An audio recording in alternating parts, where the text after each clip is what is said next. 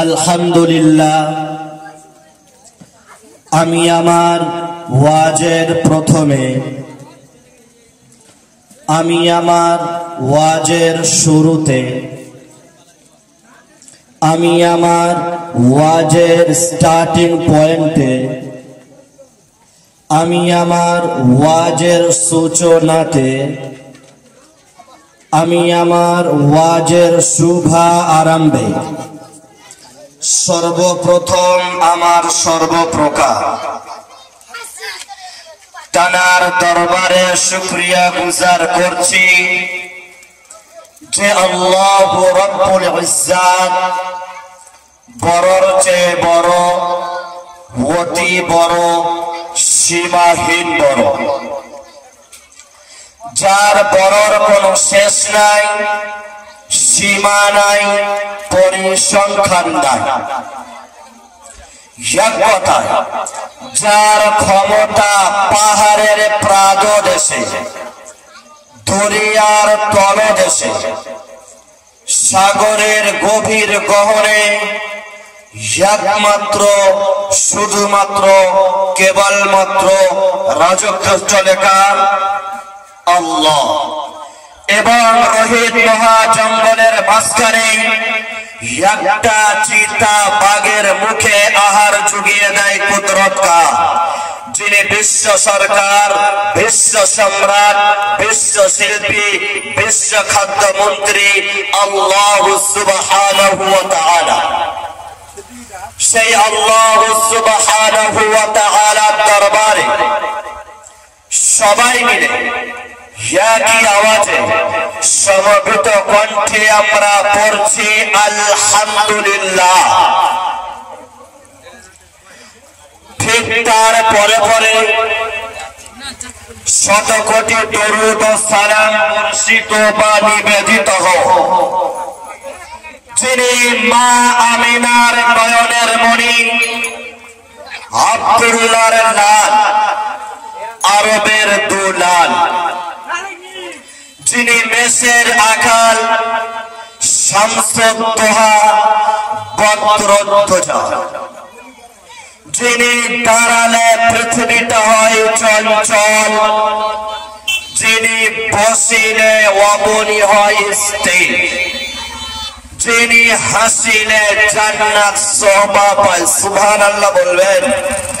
এই দেখেন, যে নবীর পেচ্ছাপ পাক, যে নবীর পায়খানা পাক, যে নবীর রক্ত পাক, যে নবীর ঘাম পাক, যে নবীর কোন ছায়া ছিল না, যে নবী হাসিলে জান্নাত শোভা পায়, যে নবী কাঁদিলে জাহান্নাম ভয় পায়, যার দয়াময় করুণার অবতার, মানবতার জ্বলন্ত ভাস্কর, বিশ্ব নবী, বিশ্ব রবি, বিশ্ব প্রফেসর, বিশ্ব প্রিন্সিপাল, প্রেম করুণার মুক্ত ছবি, আহাদারে মদিনা, দুলহায়ে মদিনা, ইমামুল মুরসালিন, খাতামান নবিয়্যিন, শাফিয়ে মুজনবিন, মুফাক্কিরে মওজুদাত, জনমন ধন্য, জগজন মন্য, বিশ্ব বরেণ্য, সলাম ধন্য মা আমিনার নয়নের মণি, মা হালিমার হৃদয় সমূহ,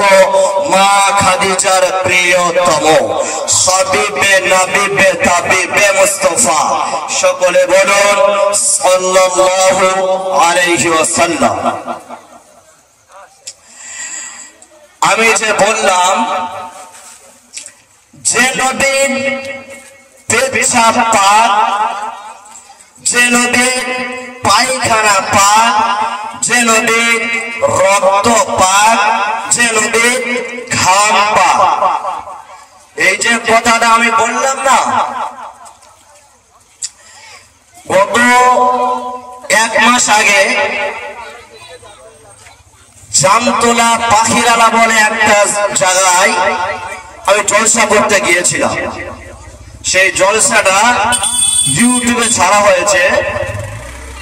ওই জলসা করতে করতে আমি বলেছিলাম যে বিশ্বনবী রাসূলুল্লাহ সাল্লাল্লাহু আলাইহি ওয়াসাল্লামের পেশাব পাক এবং মিশকে আম্বার এই কথাটা বলে যখন আমি ওয়াজের শেষে স্টেজ থেকে নিচে নামলাম,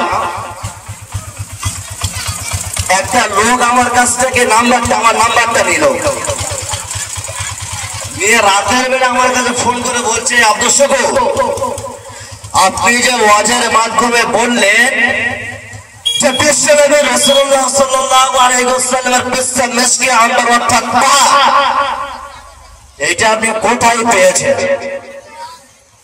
আমি অবাক হয়ে জিজ্ঞাসা করলাম, ভাই আপনি কি করেন? আপনি হাফেজ সাহেব, মাওলানা সাহেব? বললেন না। তো উনি যখন এক এক করে নাম বলছে, বুখারী শরীফ, তিরমিজি শরীফ, মুসলিম শরীফ, ইবনে মাজাহ, আচ্ছা উনি যে কিতাবের নামগুলো বলছে, উনি কি আমলক যদি হয় এত করে নাম বলতে পারবে না। তাই বলছি বাপজি, আপনি যদি আমলক হন তা কোথায় পেয়েছি আপনি তো আমি বললে আপনি বুঝতে পারবেন না। তো রেকর্ডিং যদি করো তো করে নাও, বা খাতা কলমে লিখে নাও।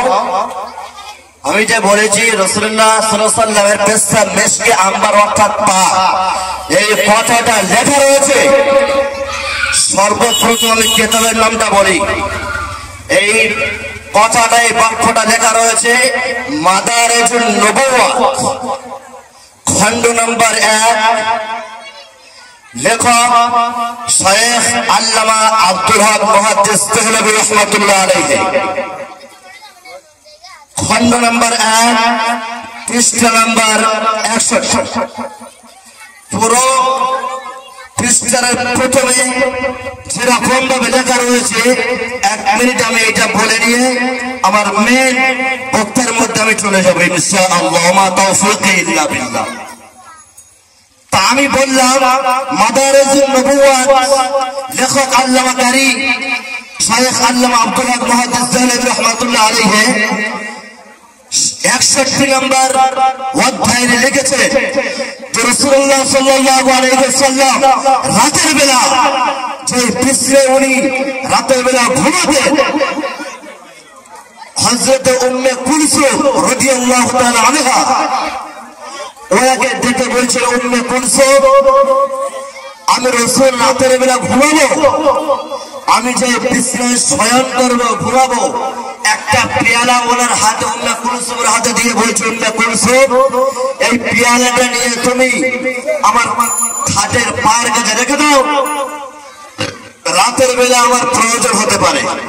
তো রাসূলুল্লাহ সাল্লাল্লাহু আলাইহি ওয়াসাল্লাম রাতের বেলা ওনার প্রস্তাব লাগার কারণে, ইতিহাসটা একটু গভীর মনোযোগ দিয়ে শুনবে।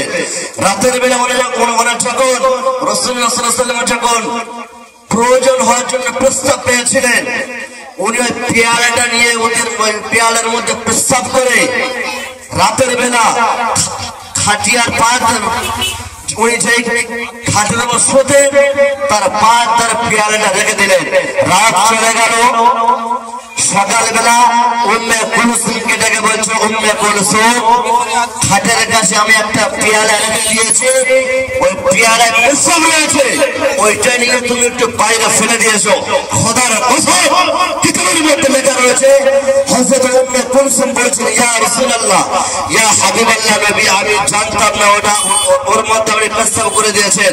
আমি উম্মে কুলসুম আপনার পেশাবটা খেয়ে নিয়েছি। চলে বলেন সুবহানাল্লাহ। বলে খোদার কসম, কিতাবের মধ্যে মাদারিজুন নবুওয়াত 161 পৃষ্ঠা সর্বপ্রথম লেখা রয়েছে, রাসূলুল্লাহ সাল্লাল্লাহু আলাইহি ওয়াসাল্লাম যখন উম্মে কুলসুম বললেন আমি আপনার পেশাবটা পান করে নিয়েছি, খোদার কসম রাসূলুল্লাহ সাল্লাল্লাহু আলাইহি ওয়াসাল্লাম বললেন, উম্মে কুলসুম, আজ থেকে মরণ পর্যন্ত তোমার পেটে কোনো দিনের রোগ হবে না। জোরে বলেন সুবহানাল্লাহ, জোরে বলেন খোদার কসম। শুধু এতটুকু নয়, অতিরিক্ত সাহাবী রাসূলুল্লাহ সাল্লাল্লাহু আলাইহি ওয়াসাল্লামের পেশাব মোবারক খেয়ে নিয়েছে। উম্মে কুলসুমকে বললেন, যতদিন পর্যন্ত পৃথিবীর জমিনে বেঁচে থাকবে তোমার মরণ পর্যন্ত, আজ থেকে নিয়ে আমি রাসূল বলছি, জীবনে তোমার পেটে আর রোগ হবে না। এইটা যখন আমি বলে দিলাম, লোকটি আমাকে বলছে, আলহামদুলিল্লাহ হুজুর, আপনার নেক হায়াত আরাজ করে। বললাম ঠিক আছে, রাখো। যদি কারোর কাছে মোবাইল থাকে তো মোবাইলে চোখ মোবাইলে সার্চ করবেন মাদারেজ নবুয়ত খণ্ড নাম্বার 1 পৃষ্ঠায় কথাটা লেখা রয়েছে। যদি কারো সন্দেহ জমলে আমার কাছে আসবে, মোবাইল বের করে দেখিয়ে দেবো ইনশাআল্লাহ।